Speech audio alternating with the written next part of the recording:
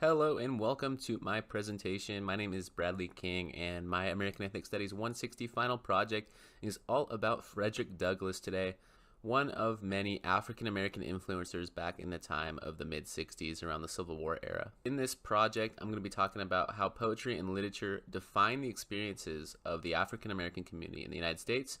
Then I'll talk about and provide biographical information of Frederick Douglass. And then I'm going to be analyzing the narrative of the life of Frederick Douglass, an American slave, one of his literature pieces of work. And after that, I'm going to make three connections with Frederick Douglass to American Ethnic Studies 160, all about the African American community history and experience within the United States. Last but not least, I'm going to bring this presentation around 360 and talk about how Frederick Douglass was very influential and how his work contributed to addressing inequality and injustice in the United States. As African Americans' place in American society has changed over the centuries, so has the focus of African American literature. Before the American Civil War, literature primarily consisted of memoirs of people that were former slaves or that escaped from slavery. The genre of slave narratives included accounts of life under slavery and the path of justice and redemption to freedom. So basically, all the amendments that came in before these amendments and before these freedoms for the African Americans, they were pretty much limited to talking about their experiences because most African Americans were clearly not free before they were freed from the Civil War, so they were mainly slaves. These slaves were given a horrendous amount of responsibility and work and just awful conditions. A lot of time were worked to death. So if they were fortunate enough or somehow found the way to learn to read and write, they typically talked about genre of slave narratives, which means they just basically talked about all their experiences and struggles, and some of them really hit home and struck a nerve with some of the Northerners and really created that feeling that slavery is bad. Now, yes, let's talk about the man himself, the guy that I decided to do the project on, Frederick Douglass. He was separated shortly thereafter his birth from his mother, as was typical with families that were born as slaves in plantations. He was born, and he later just decided to celebrate it on February 14th, and then died in February 20th of 1895 in Washington, D.C. So he was one of the most eminent human rights leaders of the 19th century. He definitely made his mark on history, and he was the first black citizen to hold high rank in the U.S. government, according to one of my sources. Douglass was in his 40s and 50s when the Civil War era was approaching, so he was definitely in his prime, allowed him to be a voice in this time of conflict. Now, the piece of work that I'm going to be analyzing is the narrative of the life of Frederick Douglass, an American slave, one of his rather famous pieces of work. So I separated the chapters up into sub-little sections that I thought that the chapters were mainly characterized around. So chapters 1 through 4, I think, describes it well by his childhood. It started off by explaining that his mother died when he was 7 years old. He had only very few memories of her.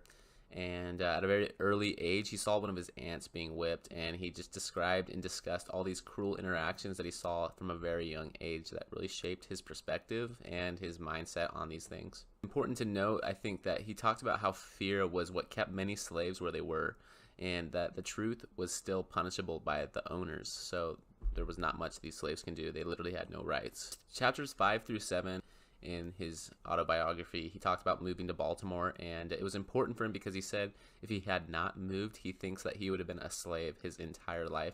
So he begins to have hope for a better life. It's at this point where he starts to learn alphabet and some small words. So during this time, Douglass also realized the importance of reading and that the possibilities that the skill could help him achieve. So he took it upon himself to learn these things because of all the backlash and disapproval he saw from fellow white men. So he decided to learn it because he could see it as a powerful tool. Chapters 8 through 9 is basically just him testifying, talking about how many times he had to move through his slavery and just his disgust towards the depiction of, just his disgust overall towards slavery, how they were valued along with that of livestock. And chapters in 10 through 11, he just basically talked about some of his struggles and some of his particular stories through slavery that really just captured the attention and brought a lot of people to realizations of how bad these things are, and gave fuel to the North to fight against slavery. One of his particular stories was when he was under the control of a guy named Mr. Covey. He was worked and beaten till exhaustion, and it caused him to collapse one day on the fields, and because of that, he was brutally beaten by Covey. So Douglass was completely exhausted, and Covey decided to just beat him up, and a few days later, Covey attempts to tie up Douglass, but Douglass was able to fight back. And 2 hours later, Douglass actually came up on top and beat him. And Douglas, surprisingly enough, wasn't punished by law because Covey cherishes his reputation as the Negro breaker. So it would have jeopardized his reputation if they found out Douglas actually beat this guy up. It just talks about how some of these nasty experiences in the life of slavery, and eventually he escaped slavery and was able to publish this book. Overall, I think Frederick Douglass and this story relates back to the ethnic community of African Americans and just to their experiences of slavery and abuse in the United States. We saw it with Frederick Douglass. We also saw it with James Oakes' argument in his article that slavery in the United States was unique and different from other forms of slavery, because he said that historically no other country had enslaved a population based on race until the United States did it in the early 1800s. On top of the slavery and abuse in the United States for African Americans, Jim Crow laws put in place in order to just enforce white supremacy basically over these African Americans. So there was a lot of struggle and a lot of abuse and just a lot of animosity towards African Americans, as we saw in Frederick Douglass's experiences. Another connection to American Ethnic Studies 160 is that his story relates to what we learned in class about the ethnic community's history and place in the civil rights movement. So he was a big abolitionist. He wanted the freedom of slaves. He wanted to free everyone, and he fought for women's rights. He fought for human rights. He just fought for equality and that these African Americans deserve the right to be free.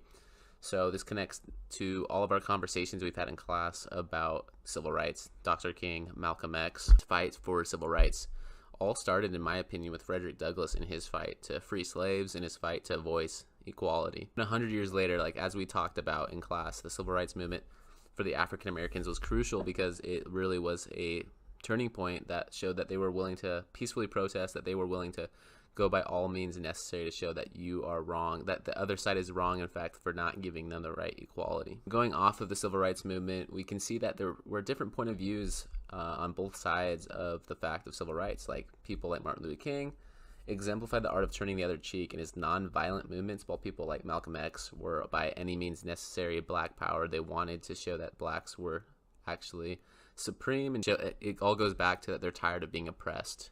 One last connection to American Ethnic Studies that we talked about in class this semester was the Native American Trail of Tears, the Mexican-American War, those differences and hatred and stereotypical and racism and all these things that we see between whites and other races was very much exemplified in Frederick Douglass's experiences. It showed the discrimination that his community faced. It allowed us to interpret and see the similarities and differences of that community to that of other minorities that were discriminated against throughout the span of U.S. history. The Native American Trail of Tears was a time of mass removal of Indians from their homeland and were just forcibly placed in another land. As we saw in Andrew Jackson's Trail of Tears kind of response, he just said that these people were not fit. They were not basically unhuman. They're just not just or right or able to live in a peaceful environment with us, and it led to the death of over 4,000 Native Americans. He kind of just turned on them and said, we're better than them, so be gone. And it kind of connects to the Mexican-American War because it's once again another racial issue. It's very racially motivated. The whites thought that the Mexicans were less than, not human. You know, we have every right to take their land. They're not, you know, near superior as us. We're better than them. All kinds of animosity. And it definitely connects right back to the African-American ethnic community. I mean, we thought that they were less than. They're not human. There's a lot of hate movements that were started, like the KKK and all kinds of things that were pretty much out to get African-Americans. It's likewise to the Native Americans and the Mexicans and people of other race, country. Bringing it back full circle, Frederick Douglass had a major impact on this country, and it was even established in 2018 that he was going to get a week dedicated to Frederick Douglass in his voice, in his perseverance, and everything that he did. He was a human rights leader, women's rights leader, abolitionist fighter for freedom. Bringing it back to full circle, the literature that he published was really inspirational. It really brought people together. It really brought the North to really realize that, yeah, slavery is a fact, an issue. It made them stand more firm in their values that slavery needs to go. We can thank Frederick Douglass for being kind of a catalyst to all these things. He was one of the first African Americans to read and write that was once a slave. Like he overcame adversity. He was a slave. He didn't know any better. He was born into slavery, just working tirelessly, and he found a way to read and write and to share his struggles and to fight for a better life for his fellow man and for his fellow community. That is why I chose Frederick Douglass, one of our most influential leaders of early U.S. history and time, definitely taking a stand for equality. Once again, thank you for a great semester, Dr. Robles. This has been Brad, my presentation on Frederick Douglass. Hope you enjoyed.